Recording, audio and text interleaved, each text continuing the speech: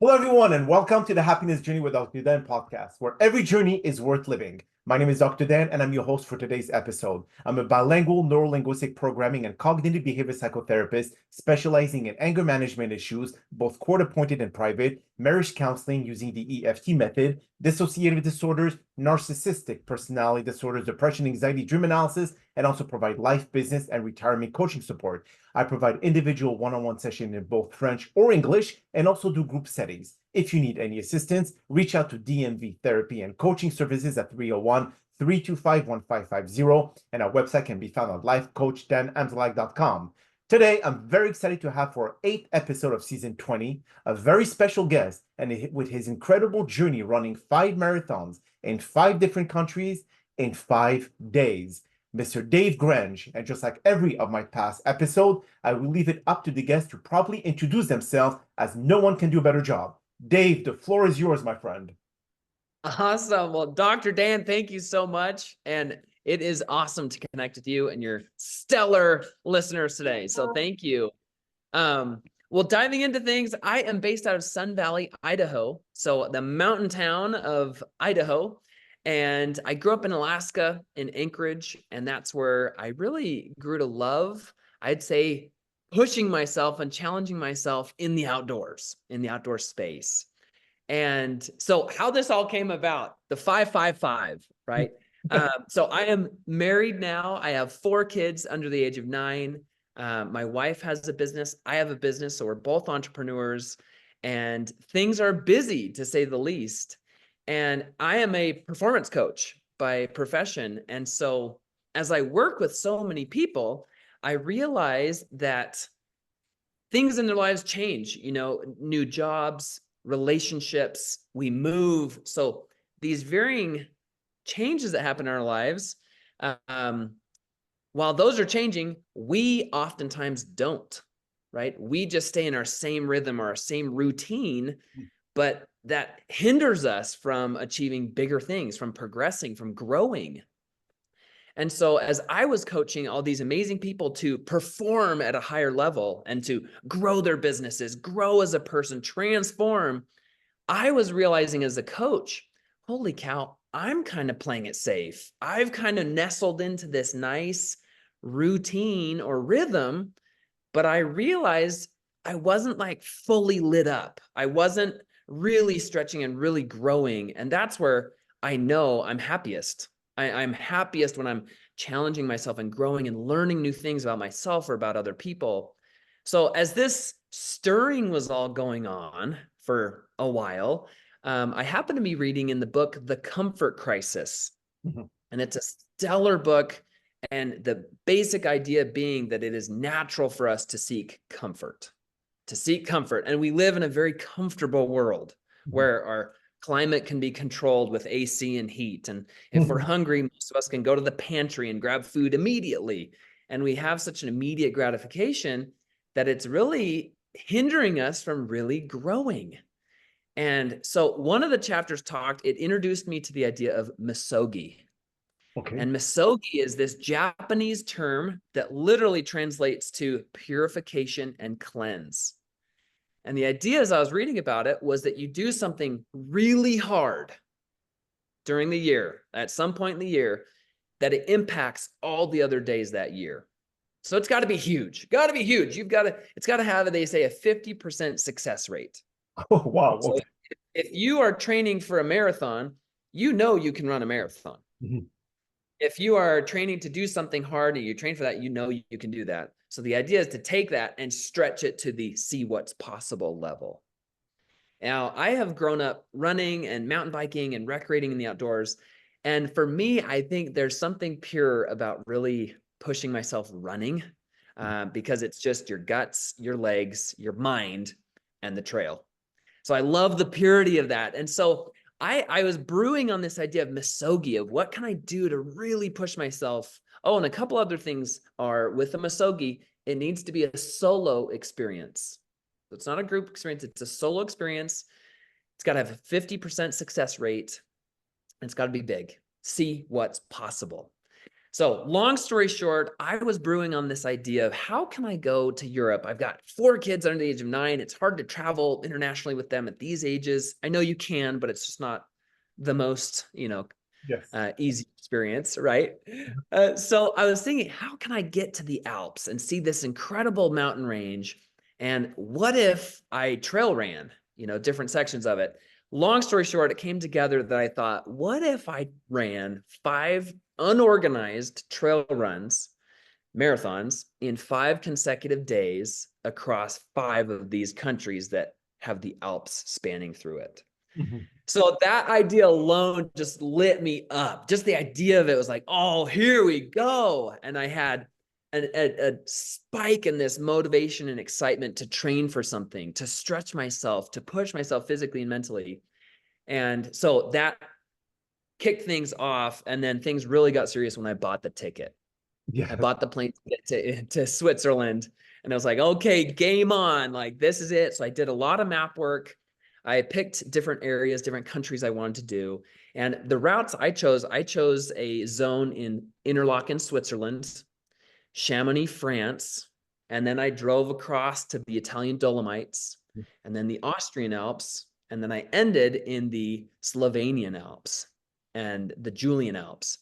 So it was this span through these 5 countries. The only one I didn't do is Germany. But I have these 5 countries, 5 areas mapped out. So flew into Switzerland, drove to my first area. And now I wasn't sure where I was going to sleep or how much time I would have. So I ended up sleeping in my car, actually, for the span of those times. The areas that I chose, the trails that I chose to run, I chose them 100% based off of beauty. I wanted to see the prettiest places in the Alps, and I didn't care how much vert there was, how many miles it would take to get. I wanted to see these ridge lines and these canyons and these valleys. And so I chose them based off of that, which hindsight, it would have been better to plan some easier runs because kicking things off in Switzerland, it said to be the deadliest and most challenging hike in Switzerland.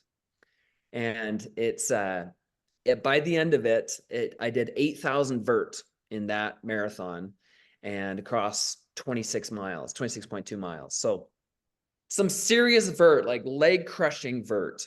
Now, I want to share one thing I learned on that one, because as I had this motivation to kick things off, I started this run. I actually went to church that morning in Switzerland because I wanted to have my mind right, my spiritual dose, before embarking on this journey. And so I started a little bit later than I intended to because I went to church, kind of bumped me back. And as a result, it was peak sun. It was hot.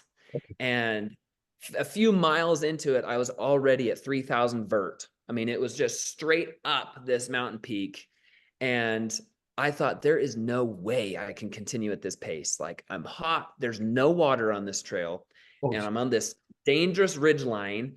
And all the warnings said, do not attempt this run if it's raining or wet, or this hike if it's raining or wet. The reason being, because there's huge slopes, drop-offs, thousands of feet along this ridge line. And so if it's wet, your footing, slippery, etc. So don't attempt if it's raining or wet. Here I am running. I ran out on this ridge line. Now, one thing also that impacted me was people were hiking the other direction because it was an easier direction.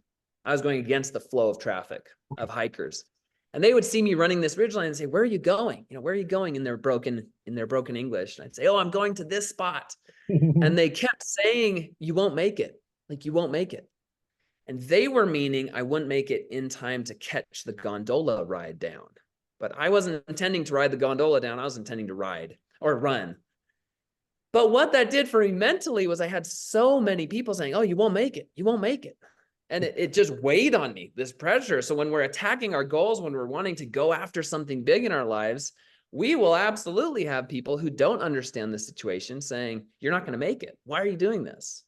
And it was just weighing on me. And at one point I had to make the choice of, I almost played with the idea, what if I just do half marathons? Okay. Right? That's still a challenge. 13.1 miles, like, still a great challenge. But I knew my original goal was 26.2 miles across 5 countries in 5 days. Mhm. And so I thought about that for a moment of what if I just do half marathons? And I thought of the idea of coming home and feeling that. And it was like, no way. I can, even though that's a challenge, I know that's not my challenge. My challenge was 26.2. And so when the demons were weighing me down of the doubts and the uncertainties, I made that decision once and for all.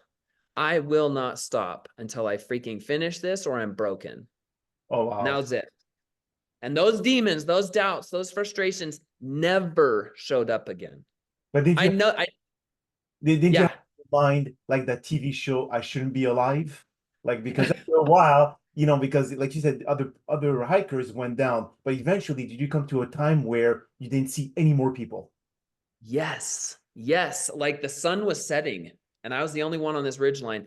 And I mean, there's more stories for later, but essentially when I was also running along this ridgeline, a massive black cloud was swallowing the ridgeline, Okay. pelting rain, lightning, and I'm the highest point on this ridgeline.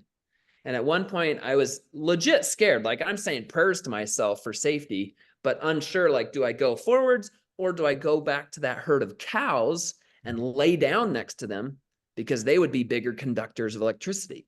Correct. I mean, that was my next option. Thankfully, the clouds kind of broke and I just decided to keep running for it. So there was legit like fear involved there where it was not only the grit of like running this thing and running 8,000 vert on a trail marathon unsupported, but it was dangerous. Like it was like, oh man, this is pushing me mentally, like on the safety factor from a big standpoint. Mhm. Now, people, I do want to share. I've grown up backpacking, recreating, doing multi-day sea kayaking trips.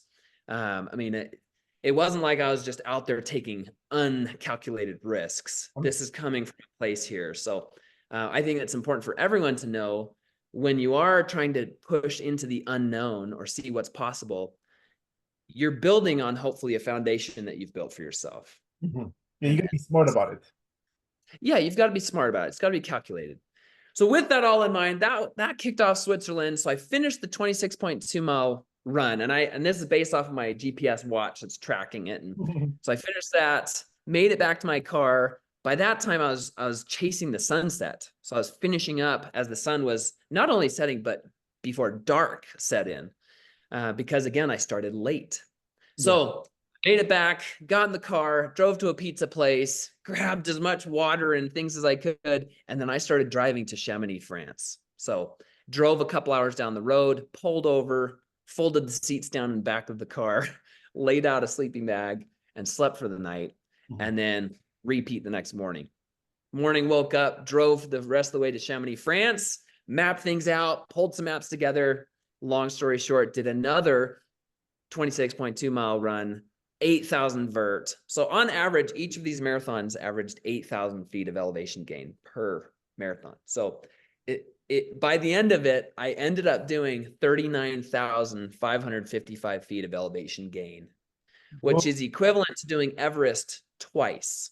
that's correct, exactly. Which is usually That's the height of a commercial airline, give and take. yes. Yeah, totally. So it was definitely like a leg screaming, experience, but there's some of the details I wanted to share are well, and you might have the question on it too, but I ended up driving in between each country, self-support. I was jumping in rivers and lakes to cool off and also wash off. That was my bathing. Each of these marathons I would finish at night. Like I was racing the light because I was just on this continuous like running against the sunlight. And so I would finish a marathon and then I would find any place that was open for food. Oftentimes it was just gas stations Mhm. with, old hoagie sandwiches Yeah. or, any fruit or muscle milks I could drink. And it was, I mean, I knew it'd be hard physically, but I had no idea it would push me nearly to the breaking point mentally. Mhm. Um, the The reason being, it was unknown. The maps I was using were all in other languages. And in Europe and on these map systems, they wouldn't say this peak this way. I thought that's how it worked. This peak this way, this trail. But it would say ridgeline, peak, lake, bathroom, and it's all in another language. So I didn't know where it was guiding me. I was just matching words. I So see. constantly I was fighting this feeling of getting lost and being lost in another country in a deep mountain range alone. So that was definitely a factor, and also a transformational one where it forced me to rely on myself and my God. I'm a spiritual guy, and so it was me, myself, and the big man upstairs, on this journey. So I'm sure that And it, a lot of those listeners are going to ask the question. First, how long did it take you for each marathon? We're talking about 4, 5, 6 hours. And how long was the drive between those countries? Great question. The drive on average was about 3.5, 4 hours between each country. Huh?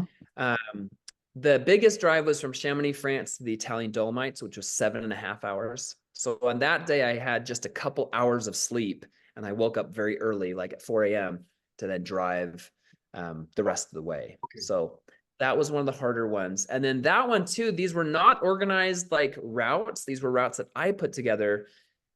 And when it's in another country, another map system. So the Italian Dolomites run ended up being a 30-mile run, strictly because I finished my 26.2, but I was on the backside of a mountain range. So I still had to run around. So that sometimes our goals look a little different too. We reach our goal, we're like, yeah, I did my, 26.2 miles. I crossed my finish line. Well, sometimes, the routes look a little different. Mhm. And so as we keep trekking on mentally and physically, there's more we can handle. There's more in the gas tank Well, than what another we often question here, Dave. I mean, after those 39,000, feet of walking and running, etc., how many pounds did you lose? What was the after effect? Because did you look like a Holocaust survivor? I mean, what was exactly the outcome, and did it damage any organs because of that constant repetitive beating on your knees? Did you have an ACL replacement? What actually occurred? Great question. And that from a spiritual and like miracle standpoint, that absolutely stands out. As I didn't have one blister. I didn't have one hot spot. I didn't have any knee pain, ankle, no pain. I mean, typical aches from, running that far, but like I would sleep on it and I'd wake up next day ready to go. Which I'd never done. I've never done back to back.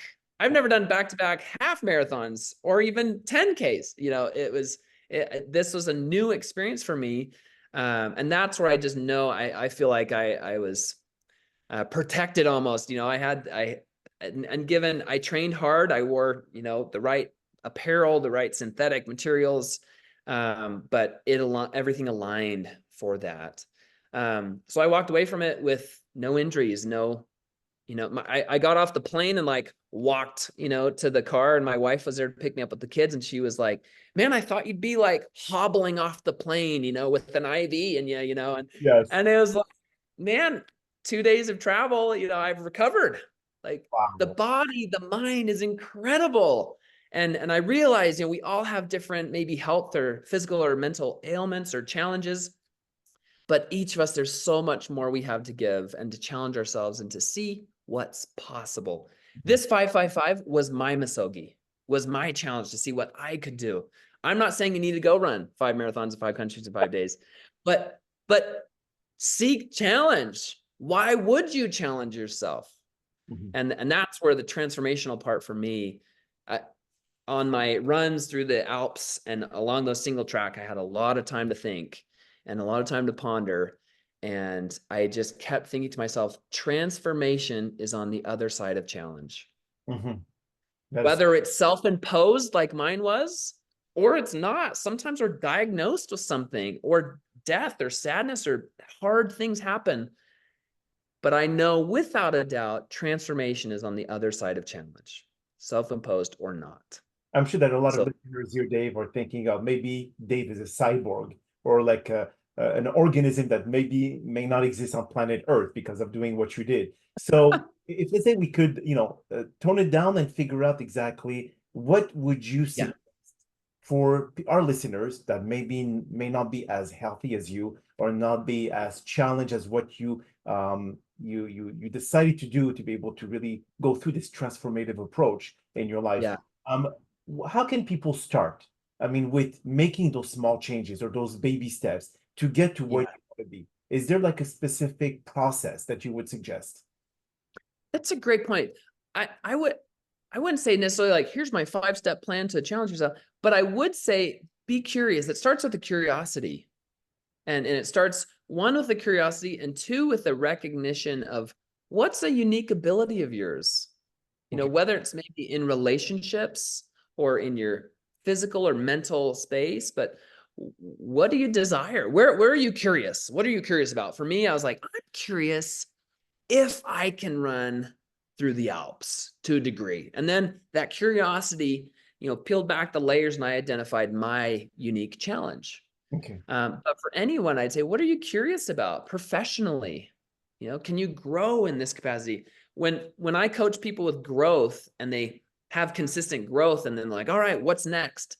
You Mhm. can grow in two ways, in volume or intensity, Okay. with anything, with volume or intensity.